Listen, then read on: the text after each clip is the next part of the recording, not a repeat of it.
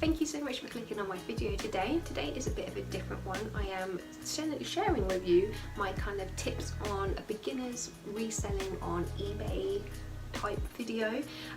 So I'm just going to share kind of how to take the pictures and what you should be kind of looking for and telling the customer, how I price things and why I price them the way that I do. I have to stress, this is a clear out, this isn't a rebuy to resell kind of video to make profit. This is just stuff around your house that you can sell to one, earn a bit more money, two, to be sustainable, and three, you know, it's overall, I think it's a good little hobby to have, kind of keep clearing out and having a bit more of a minimal lifestyle. So yeah, I'll share with you my kind of hints and tips with you.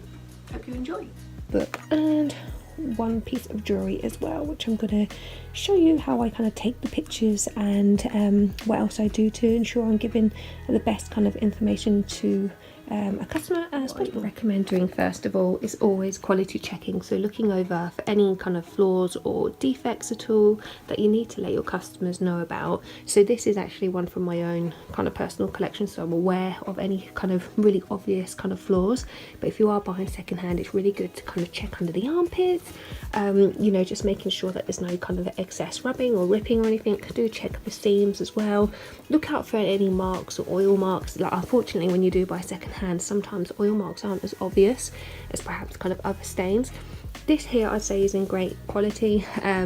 It's something that I bought for myself, as mentioned, worn a few times, but I just don't feel very comfortable in it, which is why I'm selling it. The only kind of thing I would recommend posting, if it's obviously secondhand and there's no obvious flaws, is just putting worn general wear, and that's because you can see there's a little bit of bubbling, and that's just naturally from wearing and washing, which you get with any clothes. If you can remove any little bits of fluff, do recommend investing in a clothes roller just to get rid of any excess fluff. But yeah, that's kind of the hint. I mean, look, I just picked up a hair I didn't even know was there, so it is great if you can give everything a quick roll over. So when it comes to actually taking the picture, if you can just kind of find a plain coat hanger that you have knocking around, you don't have to invest in anything great. Just have a really kind of clear backdrop just to try to avoid things in the background. So me as a secondhand buyer myself, people having pets isn't an issue to me, but if you can see there's two obvious flaws to the background of this picture.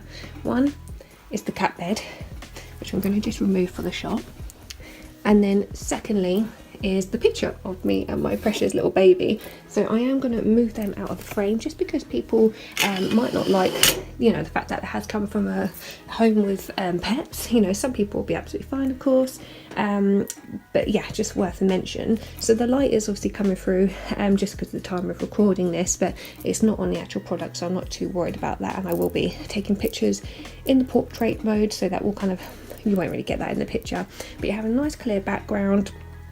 Again, when you take the pictures, get the front, get the back, always get both sides.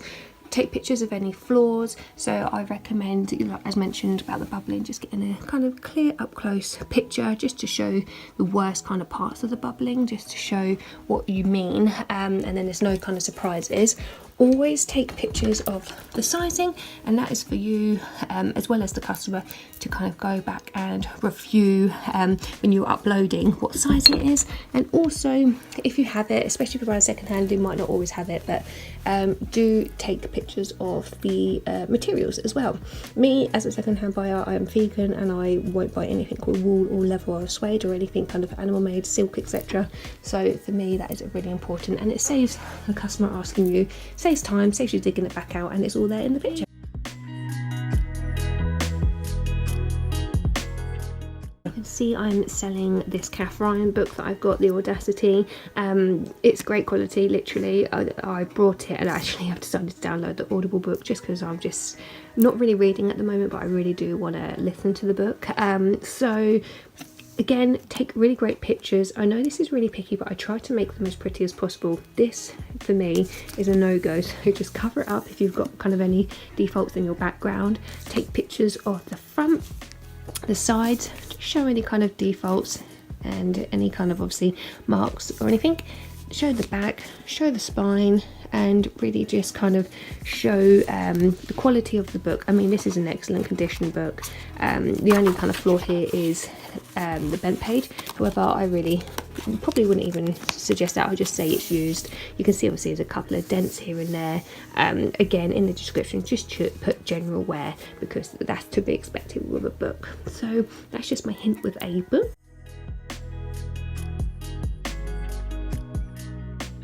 Isn't something that I normally do post. However, I've got this beautiful bracelet here which I'm just not wearing, so I think I'm going to post this today as well.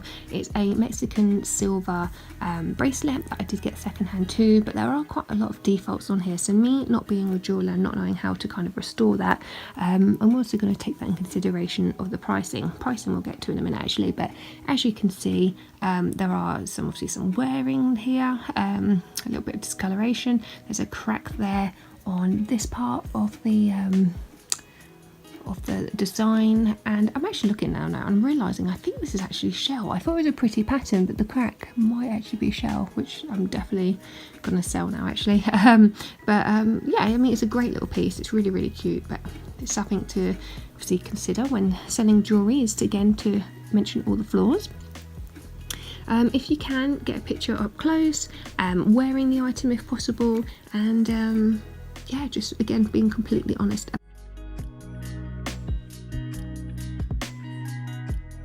With the accessories, I do a very similar kind of post to the clothes. I use the same area. It's just my general backdrop that I have. But if you feel comfortable, both with clothes and accessories, take a picture wearing them if you are comfortable with that. Me personally, I'm not, which is why I take this approach. I just, again, make sure I capture all the kind of different angles of the bag. So I'll do a front, I'll do the sides, I'll do the back, and then I'll also do underneath as well, show any flaws. This has a couple of marks here, oh, not a couple of marks, sorry, a couple of little snags, so I will kind of share that. But yeah, that is how I would take a picture of accessories as well.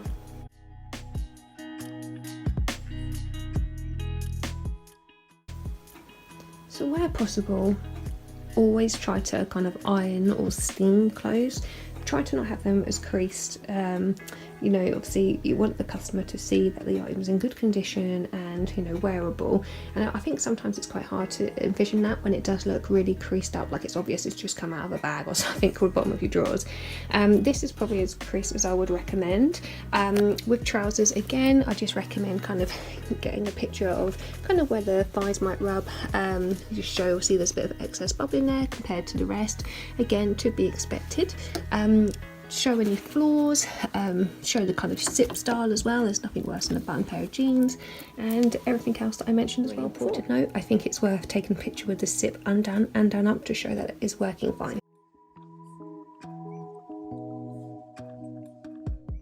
This is an example of a top where I've been doing the quality check. It's super cute. I mean, it's not the end of the world. I'm actually going to donate this to charity. It is one of my old tops, but I was doing the quality check and I've noticed the camera's not picking up at all, but there's actually a stain here, and it is a bit more obvious in person. I didn't actually see it myself till I was doing the quality check, but for me, I don't want to sell things like this.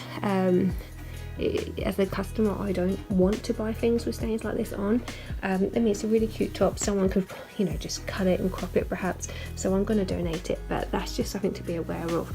And just consider perhaps would you want to receive an item like that, and if so, should you be selling it? It's super cute though. I mean, I may keep it because I might go back to Disneyland again soon, but and cut it myself. But yeah, just take that into consideration. So I thought I would kind of share with you pricing tips, especially as a beginner. Obviously it depends on the platform you're using, but I do recommend using eBay as a point of reference, and this is where I'll be posting all of my items. So have a look for something similar, look for kind of price comparisons to the item that you're selling, if you can find an exact match or something similar, and kind of go from there really. So I'll show you the bits that I shared earlier. So the bracelet, for example, I know that these can go quite well, however there are quite a lot of flaws here. It's kind of dented a little bit misshaped, not massively. Perhaps a jeweler can invest in this and fix it.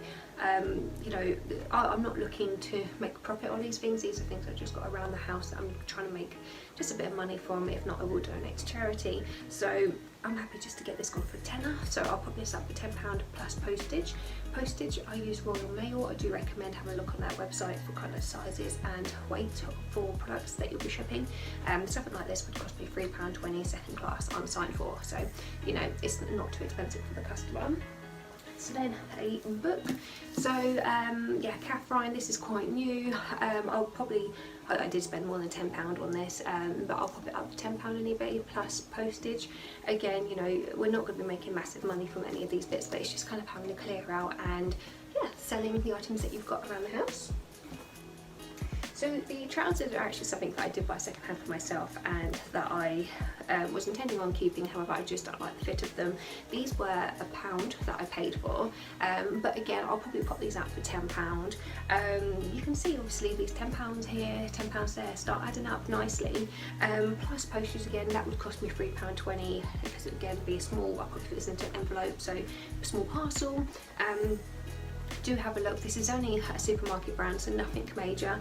I'll have offers open as well on all these items, which make a huge difference because you can get some nice offers, sometimes you get some cheaper ones as well.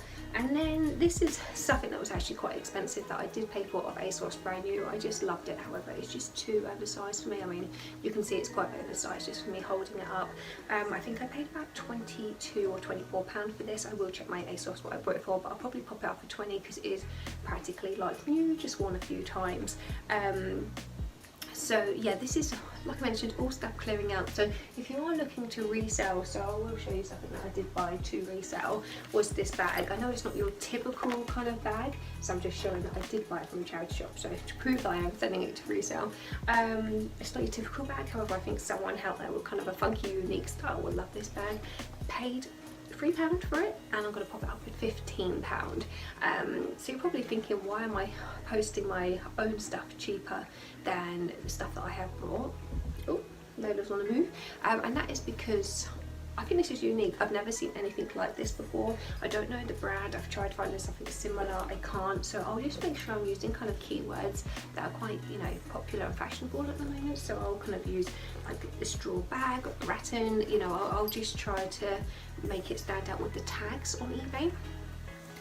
Some of the points for pricing, what I can really recommend is having a look, seeing what's out there. If you're using Depop, you know, have a look on there as well. eBay is generally the cheapest site. Depop is more expensive, but you do get a lot of offers. So do price up and have the kind of best offers on eBay, or price up on Depop because people will DM you. In regards to the pictures, take as many as you can for what platform you're using. So I believe eBay is 10 pictures and Depop is 4. I preferred eBay because you get to post those more photos.